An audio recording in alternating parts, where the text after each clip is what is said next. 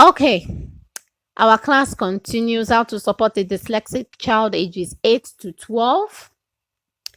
Now, we said early intervention. Early means first 2 years, intervening in the first 2 years. And we also learned that a child who is receiving intervention at age 6 will most definitely 90% of the children that receive intervention at age 6 will catch up with their academic milestones, their academic reading milestones compared to those that are already 9.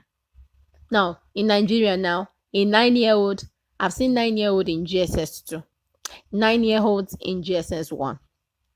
9-year-olds, some of them are in primary school for parents who don't even care, who are taking their time doing, trying to believe that it's not by how fast you are skipping school. So at age 8 to 12, what kind of support can we give such a child who is already in secondary school, who has covered a lot? Intervention will not be enough. There's what you call the accommodation. What did I say? I'll repeat myself again. Intervention will not be enough. A person who is supposed to be taking breast milk, let's put it this way. Now, they said nutrition, a baby, milk is meant for babies, not for a 60-year-old man. What milk we do for a baby, that milk will not do that for that 60-year-old man. Now, a child who is eating bodybuilding foods, proteinous foods, good food, balanced diet will grow better. Now, a 60-year-old man that did not, get all those things at his early years and decides to start eating it now, will he grow taller? He wouldn't. It might just work for him in some other ways. But for the young child, it becomes very fast. That is why we are really creating this awareness that let there be early intervention, because if there's no early intervention, the work becomes harder, 4 times harder. So what is this accommodation? Accommodations are ways to support a child through school, bridge the gap between their skill and the educational demands being placed on them. It becomes so tedious at this time. They help the child. When we say we are talking about accommodations, help the child access the curriculum despite them having limited reading and spelling ability. I remember the dyslexic child that I ever first took. When she was in primary school, she was a slow learner, what we call the slow learner. She doesn't get things. She was not slow, actually. Slow writer. She was slow writer, but I knew she's incredibly smart. Science, very good. Math, very good. But as she advanced in class, her intelligence was not reflecting. Nobody knew she was dyslexic at that time. Her intelligence was not reflecting. She knew it, but intelligence was not reflecting because she had not received intervention and she was not receiving accommodation.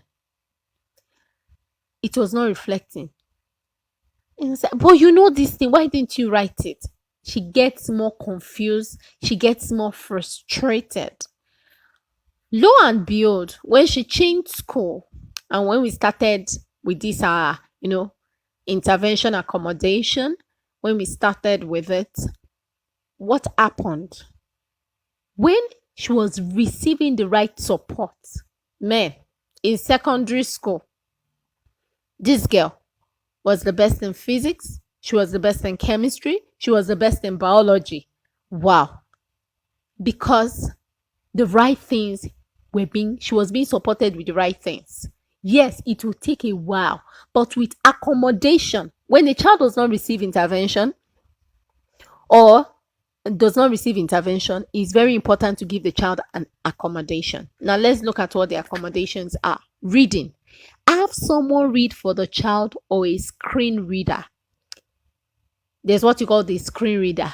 With some of us that are Christians, we would know about this screen reader. Maybe you have a Bible on your phone and there is something reading it for you.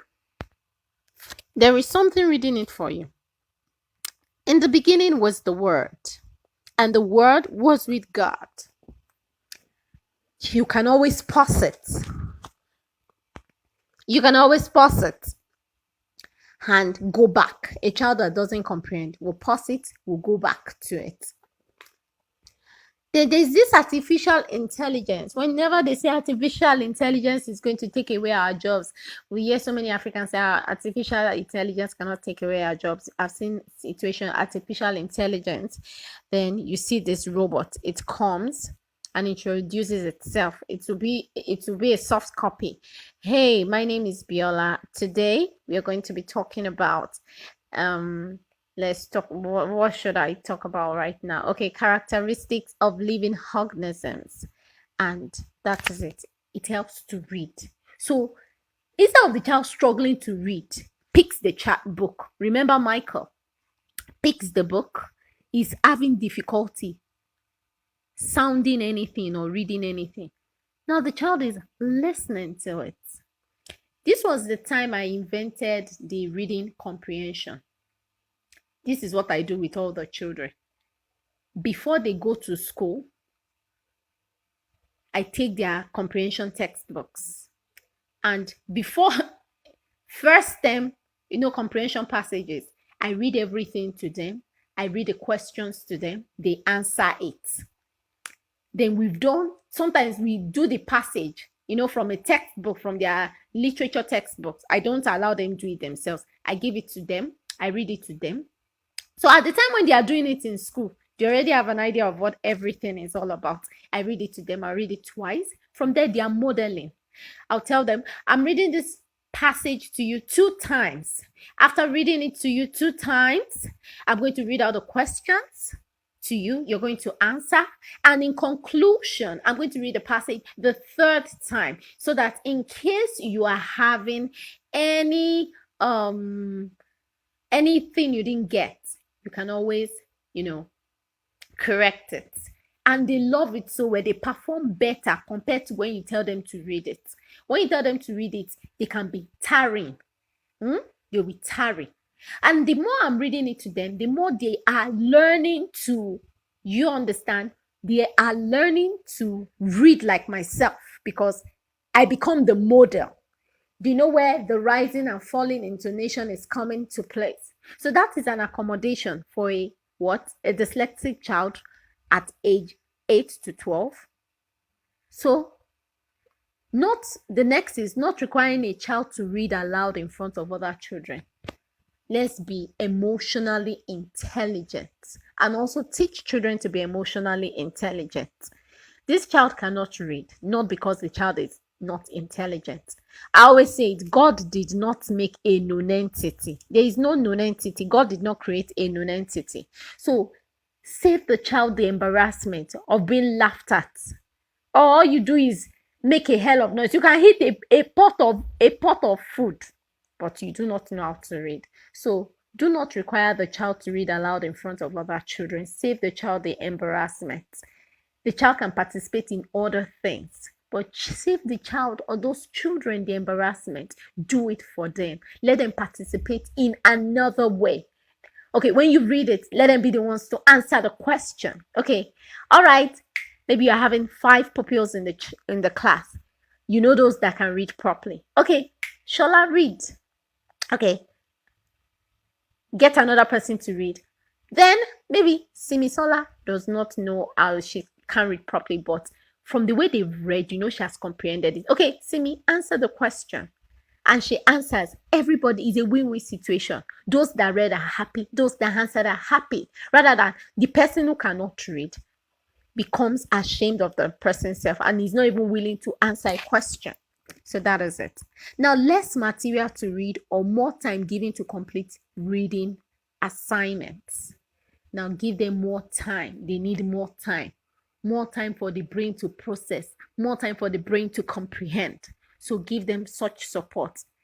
Textbook should be in an audio format.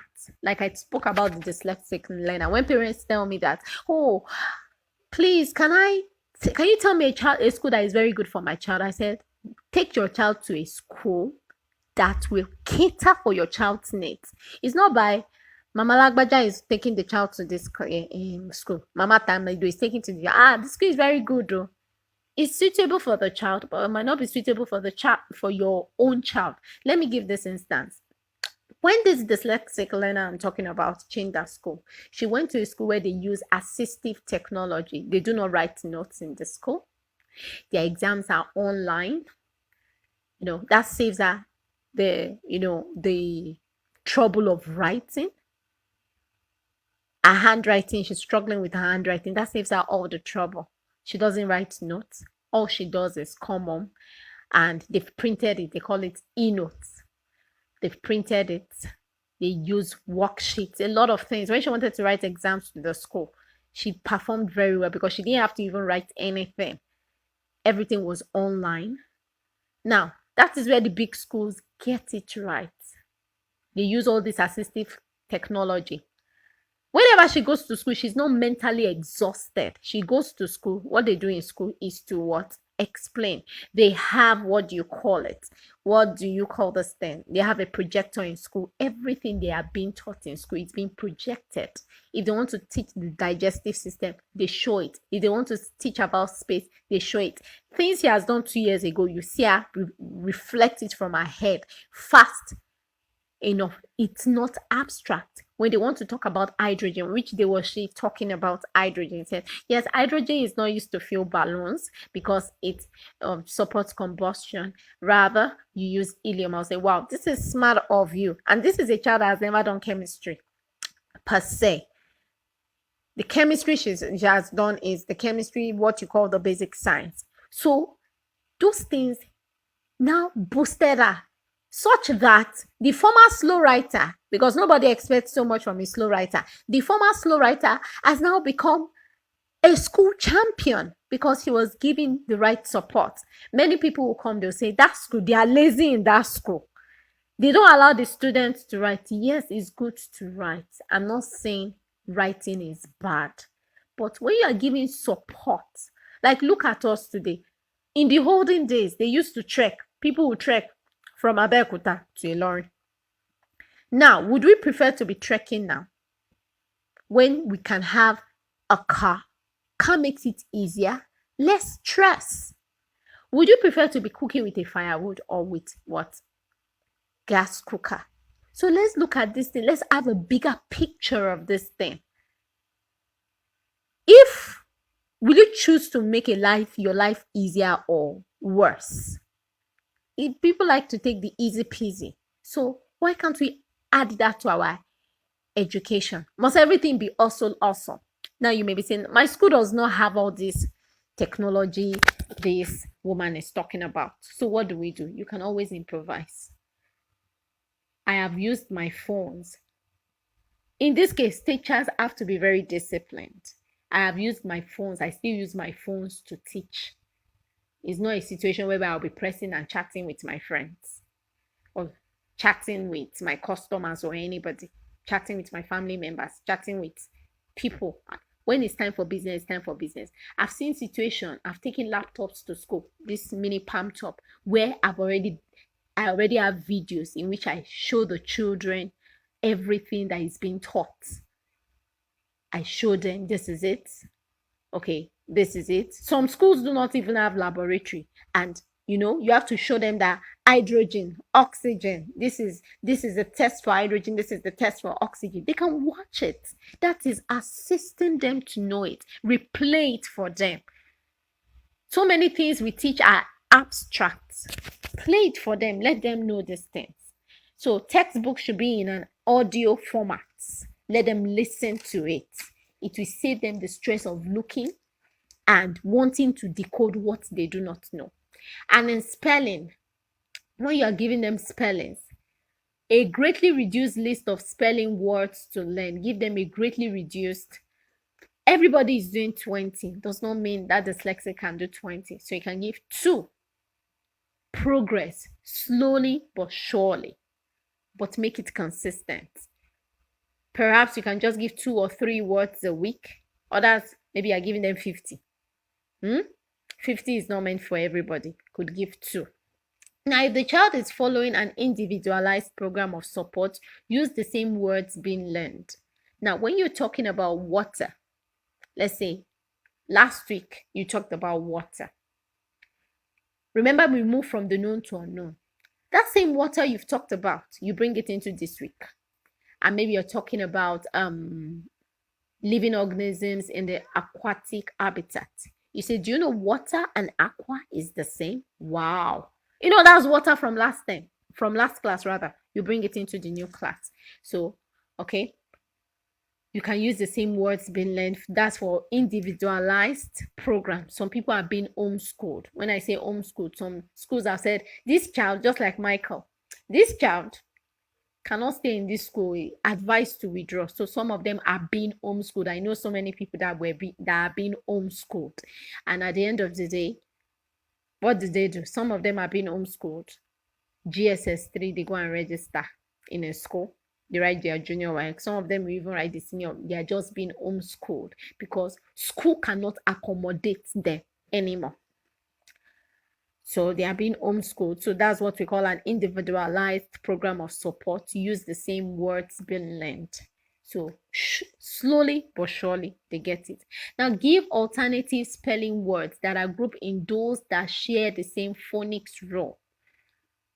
Remember, this is a form of intervention. Pat. You tell the child an alternative for pat. If I remove p, the letter P there, and put C, it's going to be cat. So you use the phonics role here. Then high frequency words are taught by sounding out. Now that is called the orthographic mapping. Sounding out, supported by mnemonic strategies. So those high frequency words are taught by sounding out, not using flashcards, sounding them out. And what?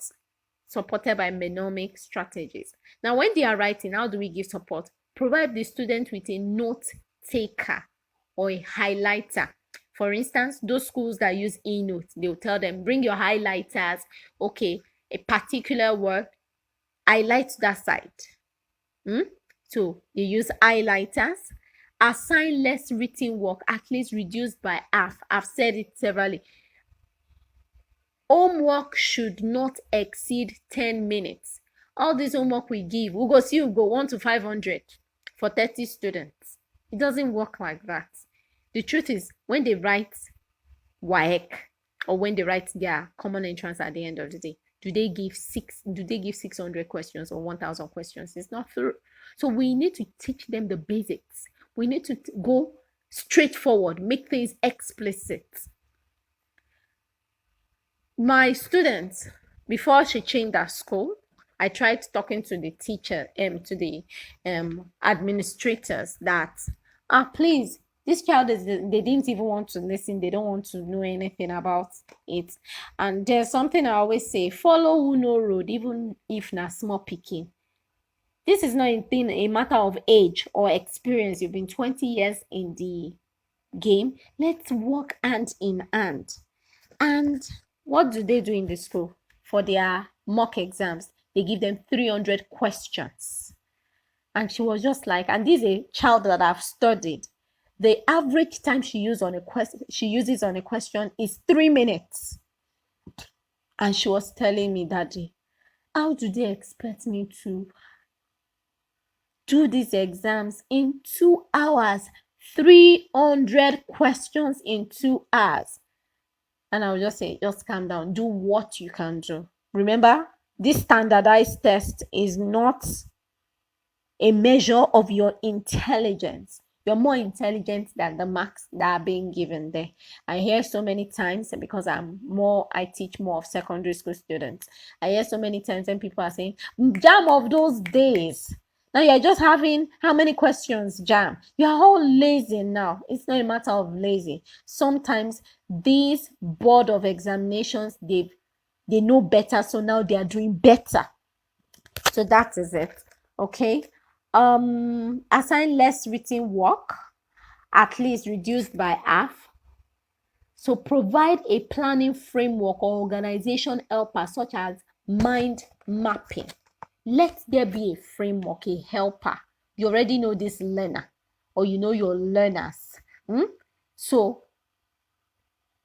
I've told you, you can always have, we've discussed it, that you can always bend the curriculum to suit, to accommodate all learners. So, you know, as the teacher, you are the boss of the class, you are the managing director, you are the CEO, you want to accommodate all learners, and, you know, make a framework that will work, that will accommodate everybody. Then when you are teaching, teach the key words. If you check out the slides that I've been sharing, I don't put everything I am saying down. I'll just point out the keywords, the important parts, notes to take. So point out keywords. Keywords are very important. It's not how lengthy. Define digestion. Digestion is the process by which food particles are broken down. Let there be keywords that you are looking out for in the definition. Not until the child writes 5 lines. Keywords are very important. Mark based on that. Okay. Other forms of accommodation, other forms of support, give extra time on tests or examinations. Everybody, 2 hours, you can give them extra time. The neurotypicals, okay?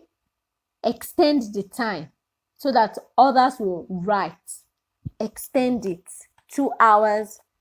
You can make it more than 2 hours, 2 hours, 30 minutes, 2 hours, 45 minutes, so that all of them, at the end of the day, all of them will do well. I remember one of my learners was telling me, I could not finish up. I couldn't even attend the theory. The time, we were not given enough time. Not 2 hours, everybody is 2 hours, 2 hours. I'm not, oh no. You ought to answer 50 questions in 2 hours. Then allow students to use smartphones or tablets to take photographs of notes. Allow them. That is, include assistive technology. Add it to it. Then it will make learning more fun. Everybody would like to learn when the atmosphere is conducive. I always say this, that education is not just about writing, it's to nurture that greatness that's inside the child. You can't learn everything in school. Everything about school, about life, you can't learn in the 4 walls of a school. So it's a place where you will nurture the greatness in that child. The child will discover the greatness in him. And the school is helping the child nurture, is directing the child. So when we are teaching, we are not only after our intelligent quotient. Emotional intelligence is very important while teaching, while learning.